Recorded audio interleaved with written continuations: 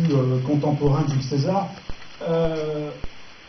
a été traduit en picard par un auteur, Gilbert Merchet, maintenant décédé. Gilbert Merchet, qui était né à côté d'Abbeville, mais qui a vécu à Gamache, dans la vallée de la Brelle. Donc, en partant d'ici, c'est plutôt du côté du Tréport plutôt que du côté de Mal. Et Gilbert Merchet a présenté ses traductions de Phèdre. C'est pas une intégrale des traductions, c'est un certain nombre de textes choisis.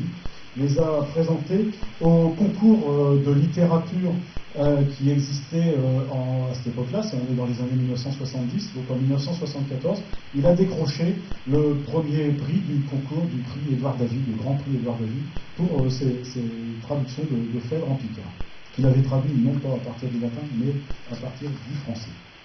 Alors vous en avez deux, je vais vous dire, je saurais puis chez Guernouille. L'autre, on le dira à vos maisons. Il faut chez le verre du soir. Alors il y a du latin, alors, ça veut dire que ma latin il est corporé. Ranae ad solem, ça c'est ma latin, le soleil et les grenouilles. C'est la traduction donnée par Tchogen et Blanc, c'est un suffixe à Gilbert Merchet. Et je saurais puis chez Guernouille. Ésope, qu'il avait vu à une belle noce d'un voleur, un voisin, il a immédiatement compté El Fabchi. Un jour que Soleil voulait se marier, chez Guernouille, ils ont poussé des cris jusqu'au dessus. Jupiter, agacé par Echebris, leur demandait les queues et tous vrai Carmelo.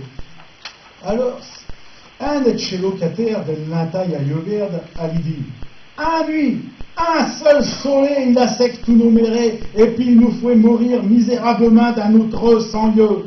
Quoi qui se passera donc si l'autre défend? Donc, on est dans un autre registre de fables, moins connu, mais plus intéressant parce que plus ancien. Dans le registre antique, les morales, les apologues ne sont pas systématiquement présentés. C'est sous-jacent.